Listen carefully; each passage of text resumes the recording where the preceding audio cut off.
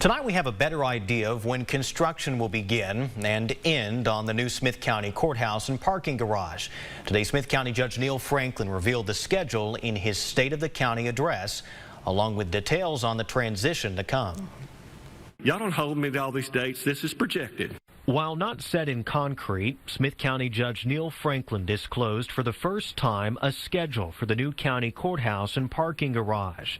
Before construction ever begins on the new courthouse, this parking structure will be built, with construction set to begin this October and complete by August of 2024.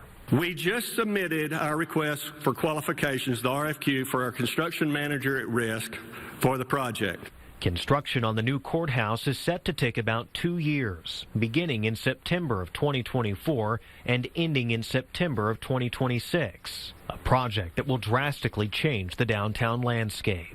This is going to require very good coordination between the city and the county. And once construction on the new courthouse is complete, then begins the transition for employees and services. We transition, that's the big move from the old courthouse to the new courthouse. That's going to be an exciting time. We're estimating that may take a full year. It's a different tunnel underneath the ground. There's just a lot of things that have to happen to make that work.